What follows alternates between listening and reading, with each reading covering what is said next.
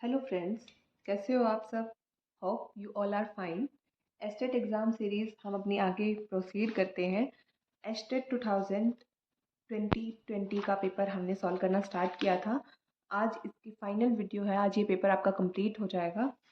So let's proceed. Question number 141 क्या कहते हैं? Which of the following is not permissible arrangement for an electron in an atom? Atom के अंदर electrons का arrangement कौन सा पॉसिबल है, कौन सा नहीं है। देखो, एन वैल्यू, एन का मतलब क्या होता है? एन है हमारा principal quantum number, right. Principal quantum number. L क्या है? एल होता है सेकेंडरी या फिर बोले एजीमुथल क्वांटम नंबर। और देन एम, एम है हमारा magnetic quantum number. And s क्या है? Spin quantum number, right. N value जो भी हो उसके कॉरस्पॉन्डिंग हमारी एल की वैल्यू क्या होती है? From 0 to n-1। Then m value, m क्या होती है? -l से लेके +l वैल्यू तक। और एस स्पिन वैल्यू क्या होती है हमारी? अगर इलेक्ट्रॉन क्लॉकवाइज घूमेगा तो +12, एंटी क्लॉकवाइज जाएगा तो -12। ये दो हमारी पॉसिबल स्पिन वैल्यू होती है, राइट। तो अरेंजमेंट देखते हैं हम इसके अकॉर्डिंग। पहला दिया है हमें n=3। n=3 तो l की वैल्यू 0 से 2 तक पॉसिबल होंगी, n-1 तक। m क्या होगा? -12 और स्पिन क्या होगी? सॉरी, m वैल्यू -2 और स्पिन क्या है? -12। सही अरेंजमेंट है ये। हमसे क्या पूछा है? नॉट परमिसिबल, जो सही नहीं है, राइट। पहला अरेंजमेंट सही है। Second, n=4, l0 m0 s -12, ये भी सही है। Third, n=4, l3 m-3, -l से +l होता है, ये भी क्या है? सही अरेंजमेंट है। फोर्थ अरेंजमेंट क्या है? n=3 तो l2, ये सही है इतना। लेकिन m की वैल्यू देखो यहाँ कितनी दे दी? -3। हो कितना सकता है? -2 से लेके +2 तक। तो ये अरेंजमेंट क्या है? हमारा गलत अरेंजमेंट है। सो 141 के लिए आंसर क्या है हमारा? Option number 4, right. अगले क्वेश्चन पे मूव करते हैं। Question number 142।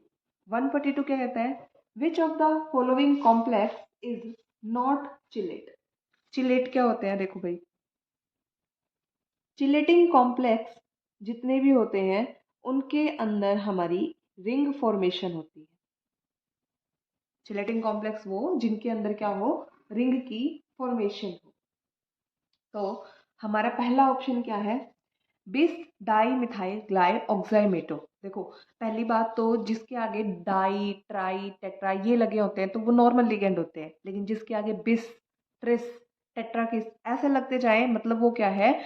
बाइडेंटेट, ट्राइडेंटेट, मतलब पॉलीडेंटेट लिगेंड है, जो एक से ज्यादा डोनर साइड से मेटल से अटैच होते हैं, राइट। तो यहाँ पे क्या दिया है हमें? Dimethylglyoximato, DMG। Short form क्या लिखते हैं इसको? DMG। कैसा स्ट्रक्चर होती है इसकी?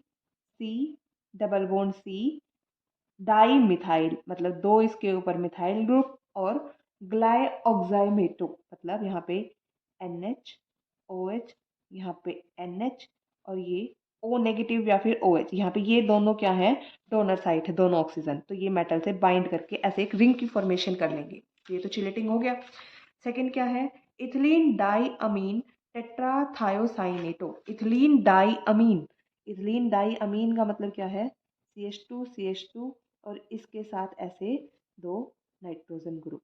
ये नाइट्रोजन भी डोनर, ये नाइट्रोजन भी डोनर, ये दोनों क्या करेंगे? मेटल से बाइंड करेंगे, एक के क्या बनेंगे? रिंग स्ट्रक्चर बनेगी हमारी, राइट। अगले क्वेश्चन पे मूव करते हैं।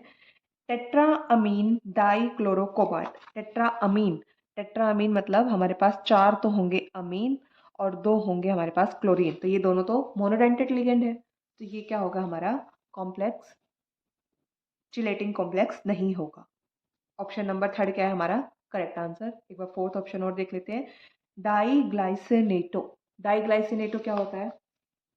यहाँ पे मेरा NH2, एक डोनर साइड CH3, यहाँ पे C डबल बॉन्ड O, यहाँ पे O नेगेटिव, एक डोनर साइट ये, दूसरी ये एसिमेट्रिकल बाइडेंटेट लिगेंड है। डेंटिसिटी तो दो है, एक नाइट्रोजन डोनर है, एक ऑक्सीजन डोनर है, राइट।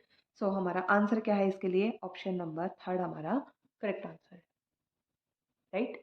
अगले क्वेश्चन पे मूव करते हैं। Question number 143।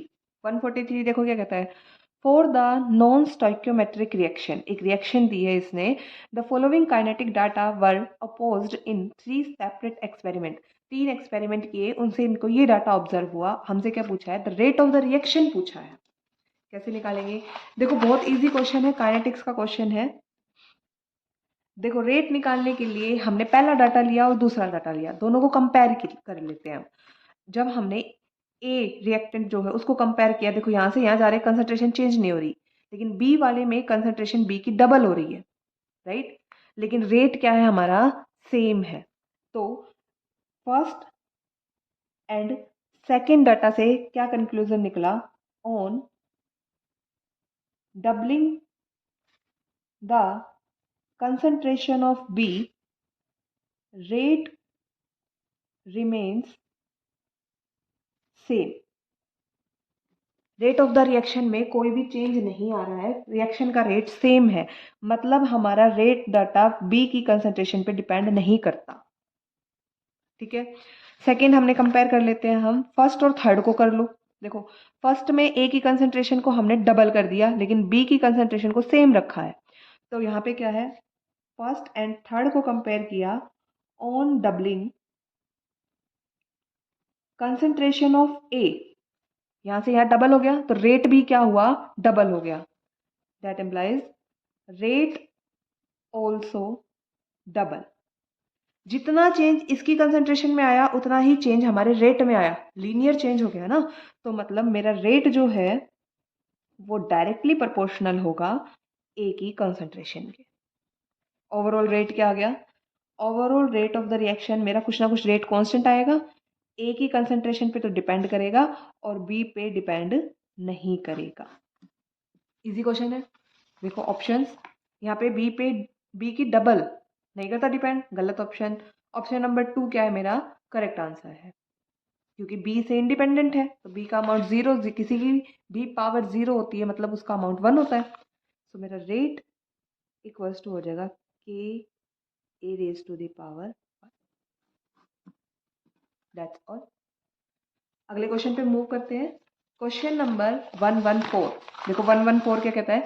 The enthalpy change for the reaction, इसने रिएक्शन दी है carbon in the graphite form, hydrogen gas, और ये कंबाइन करके बना रहे हैं क्या? गैस बना रहे हैं, कौन सी? इथेन। तो ये क्या है? देखो यहाँ पे enthalpy of formation, enthalpy of hydration, combustion तो हो ही नहीं रहा, वेपराइजेशन भी नहीं हो रहा, तो इन दोनों में से कोई भी एक आंसर हो सकता है, फॉर्मेशन या फिर हाइड्रोजिनेशन। हाइड्रोजिनेशन कब होता? जब यहाँ पे हमें अनसैचुरेशन दी होती, डबल बॉन्ड, ट्रिपल बॉन्ड, ऐसा कुछ दिया होता, तब हाइड्रोजन जुड़ता तो एंथैल्पी ऑफ हाइड्रोजिनेशन आता। तो इसका करेक्ट आंसर क्या हो जाएगा हमारा? Option number 1, enthalpy of formation is the correct answer. अगले क्वेश्चन पे मूव करते हैं। Question number 145। देखो 145 क्या कहता है? The correct order of energy of 2s orbital in the following. एक ही ग्रुप के मेंबर दिए हैं, hydrogen, lithium, sodium and potassium. Down the group अगर हम मूव करते हैं तो हमारा साइज क्या करता है? बढ़ता है। Down the group size increase होता है। साइज इंक्रीज होना मतलब एनर्जी क्या होती है? एनर्जी हमारी डिक्रीज होगी। सो सबसे ज्यादा हमारा 2s किस में होगा? साइज हाइड्रोजन का तो सबसे कम होगा ना, हाइड्रोजन सबसे कम, मतलब ऑप्शन सेकंड या ऑप्शन फोर्थ में से कोई ना कोई आंसर होगा। फिर लिथियम का, फिर पोटेशियम का एंड देन सोडियम का। तो मेरा आंसर क्या है? Option number 2 is the correct answer. Okay, अगले क्वेश्चन पे मूव करते हैं। Question number 146। 146 क्या कहता है? What is the molar concentration of chloride ion in the solution obtained by mixing. देखो किस किस को मिक्स किया है इसने 146 में? 300 ml 3 मोलर NaCl और मिक्स किया है इसमें 200 ml 4 मोलर BaCl2। और इसने क्या पूछा है हमसे, क्लोराइड आयन की कंसंट्रेशन इसने हमसे पूछी है। देखो NaCl और BaCl2 इसने मिक्स किया, तो यहाँ पे जो भी बनेगा टोटल अमाउंट कितना होगा, 500 ml। हमसे सिर्फ क्लोराइड की कंसंट्रेशन पूछी गई है, तो मैं यहाँ से अगर इसकी कंसंट्रेशन निकालना चाहूँ, नंबर ऑफ मोल्स निकाल लेती हूँ मैं क्लोराइड के। मोलैरिटी मुझे गिवन है और मास मुझे गिवन है, तो मोलैरिटी क्या होती है, molarity equals to number of moles divide by volume. तो यहाँ से मैंने number of moles of NaCl निकाल लिया। कैसे निकालेंगे, मोलैरिटी इंटू वॉल्यूम कर देते हैं, 300 इंटू 3 मतलब 900 आ गया। ऐसे ही यहाँ से number of moles of BaCl2 निकाल लेते हैं। BaCl2 कैसे निकलेगा, 200 इंटू 4 मतलब 800 आ गए मोल्स। इसके 900 मोल, इसके 800 मोल। अब देखो मेरे पास है NaCl, जब ये रिएक्शन करेगा तो ये Na पॉजिटिव और ये Cl नेगेटिव। ऐसे ही है BaCl2, जब ये रिएक्शन करेगा तो Ba2 पॉजिटिव और साथ में मिलेंगे 2 क्लोरीन नेगेटिव। यहाँ पे तो मुझे क्लोरीन का 1 मोल ही मिलेगा NaCl के 1 मोल से, यहाँ पे मुझे बेरियम क्लोराइड की 1 मोल से 2 मोल क्लोरीन मिलेंगे। ठीक, समझ आया इतना। तो यहाँ से तो मुझे अगर मैं सिर्फ क्लोरीन की बात करूँ तो 900 मोल ही मिलेंगे, लेकिन यहाँ पे मैं अगर क्लोरीन की बात करूँ तो कितने मिलेंगे, 800 इंटू 2 डबल हो जाएगा ना, मतलब 1600, 1600 मोल मिलेंगे। इतना समझ में आया। दोनों को कंबाइन करने पे टोटल मोल कितने हो जाएंगे, ये भी क्लोरीन ये भी क्लोरीन, दोनों को जोड़ दो, टोटल मोल मुझे मिलेंगे 900 प्लस 600, टोटल मोल वो भी किसके, क्लोरीन के। टोटल मिल गए मेरे को 2500 मोल्स। और निकालना क्या है हमें, कंसंट्रेशन निकालनी है। सो कंसंट्रेशन क्या हो जाएगी, number of mole divide by volume. Number of mole मेरे को पता चल गए कितने आ गए, 2500। वॉल्यूम कितना है, टोटल वॉल्यूम हो गया मिक्सिंग के बाद कितना, 500 ml डिवाइड बाई 500। कंसंट्रेशन कितनी आ गई मेरी, 5 मोल पर लीटर, पर मिलीलीटर है सॉरी यहाँ पे, ठीक है, 5 मोल पर मिलीलीटर। ये क्या है, 2500 डिवाइड बाई 500। ऑप्शन चेक करो, मोल पर लीटर लिख दो या फिर 5 मोलर लिख लो, एक ही बात है। सो मेरा ऑप्शन नंबर 1 क्या है, करेक्ट आंसर। इजी क्वेश्चन है, कुछ भी नहीं करना, बस थोड़ा सा दिमाग यूज करना है कि यहाँ पे मुझे NaCl में 1 मोल ही क्लोरीन मिलेगा, BaCl2 में मुझे 2 मोल मिलेंगे, बस इतनी सी ट्रिक है इस क्वेश्चन में। ओके, अगले क्वेश्चन पे मूव करते हैं।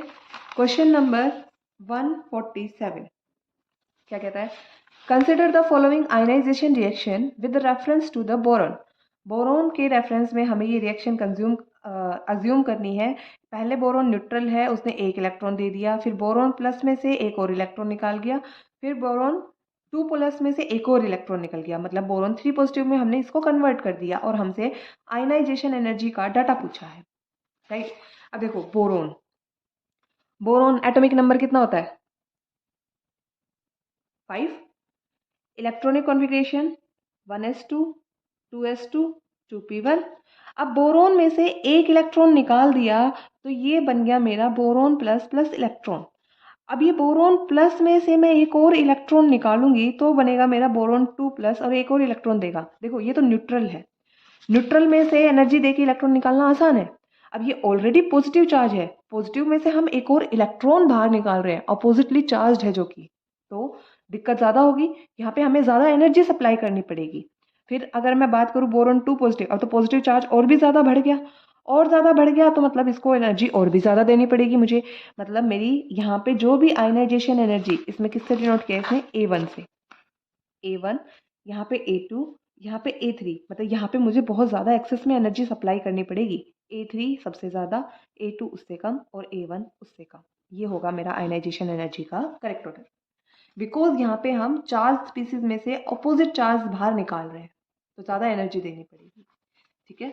सो मेरा करेक्ट ऑर्डर क्या हो गया इसका, ऑप्शन नंबर 3 क्या है मेरा correct answer, right. Moving to the next question, question number 148 क्या कहता है, which of the following compound magnesium shows maximum radius, सबसे ज़्यादा रेडियस किस में शो करेगा। पहले तो ऑप्शन ही लिख लेते हैं। 148 पहला ऑप्शन है मेरे पास MnO2, सेकेंड ऑप्शन है मेरे पास KMnO4, थर्ड ऑप्शन है MnO एंड फोर्थ ऑप्शन है मेरे पास K3MnCN6 साइनाइड 6, राइट। देखो कैसे पता चला है कि किसकी रेडियस मैक्सिमम है। रेडियस मतलब साइज। सबसे पहले तो ये देखो कि किसकी ऑक्सीडेशन स्टेट कितनी है। यहाँ पे मैंगनीज की मैं ऑक्सीडेशन स्टेट निकालूंगी, कितनी आएगी +4।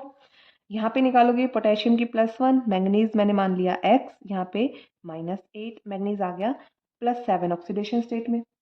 यहाँ पे निकालेंगे तो आएगी मैंगनीज की +2 ऑक्सीडेशन स्टेट, और यहाँ निकालोगे तो potassium 3 positive, manganese X cyanide का -6 हो जाएगा। एक साइनाइड का -1 होता है तो 6 का -6, X यहाँ पे आ गया मेरा +3। अब देखो फजान रूल क्या कहता है। फजान रूल कहता है कि जितना ज्यादा पॉजिटिव चार्ज उतना ही उसका size come. Greater the positive charge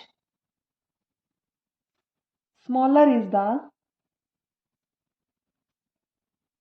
size of cation, उतना ही उसका कम साइज होगा। क्यों? देखो यहाँ पे मेरा मैंगनीज है नॉर्मल, जितने उसके पास सारों के पास न्यूक्लियर चार्ज तो सेम है ना, 25 प्रोटॉन रहेंगे सबके पास, 25 प्रोटॉन, और बचेगा क्या electron. Electron outermost shell में से देता जा रहा है, +7 मतलब इसने अपने 7 इलेक्ट्रॉन दे दिए हैं। 25 प्रोटॉन मिलके कितने बच गए, 18 इलेक्ट्रॉन पे फोर्स लगा रहे हैं, और यहाँ वही सेम 25 प्रोटॉन मिल के 23 इलेक्ट्रॉन पे फोर्स लगा रहे हैं, तो कम फोर्स लगेगा, साइज बड़ा होगा। ज़्यादा कम इलेक्ट्रॉन होंगे तो उस पर न्यूक्लियर चार्ज ज़्यादा अच्छे से होल्ड करेगा और साइज क्या होगा हमारा, श्रिंक करेगा। तो इसने क्या पूछा था, मैक्सिमम रेडियस। मैक्सिमम रेडियस कौन सा देगा, जिसका ऑक्सीडेशन स्टेट कम होगा, मतलब ऑप्शन नंबर थर्ड मेरा क्या है, करेक्ट आंसर है। MnO की ऑक्सीडेशन स्टेट सबसे कम है तो इसका साइज क्या होगा, सबसे ज़्यादा होगा। इजी है ना। अगले क्वेश्चन पे मूव करते हैं।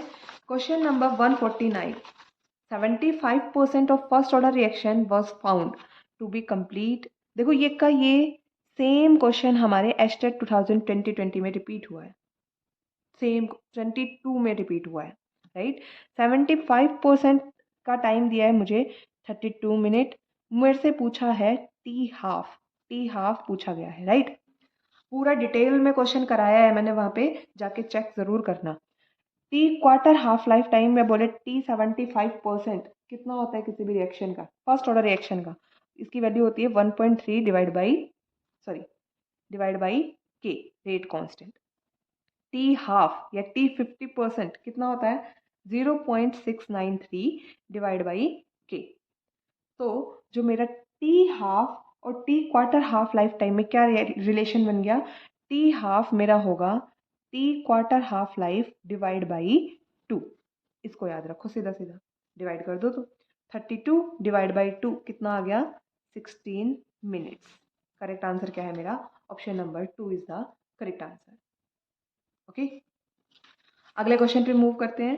क्वेश्चन नंबर 150 क्या कहता है, which of the following element is correct for the S block element. कौन सी स्टेटमेंट हमारी एस ब्लॉक एलिमेंट्स के लिए सही है। पहली, barium has the smallest atomic size in group 2। सही है, ये तो बेरियम सबसे पहले आता है ना हमारे ग्रुप में।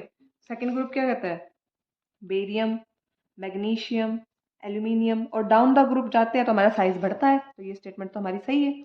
अगली देखो, lithium is the most metallic, ये तो गलत है ना, डाउन द ग्रुप जाते हैं तो मेटालिक करेक्टर हमारा बढ़ता है और लिथियम हमारे सबसे पहले आ जाता है ग्रुप में, तो ये स्टेटमेंट गलत है। Magnesium impart red colour to the flame, नहीं भाई, मैग्नीशियम कोई भी कलर नहीं देता।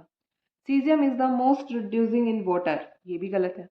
सो मेरी पहली स्टेटमेंट क्या है, करेक्ट आंसर, ऑप्शन नंबर 1 ही मेरा क्या होगा, answer. That's all for today. हमने ये पेपर भी कंप्लीट कर लिया है। होपफुली आपकी एस्टेट की तैयारी बहुत अच्छी चल रही होगी। देखो किसी भी एग्ज़ाम को करेक्ट करने के लिए सबसे बड़ी चीज़ है कंसिस्टेंसी। अपना रेगुलर कंसिस्टेंसी बनाए रखो, पढ़ते रहो रेगुलर, छोड़ो मत टॉपिक्स को। Okay, that's all for today, thank you, have a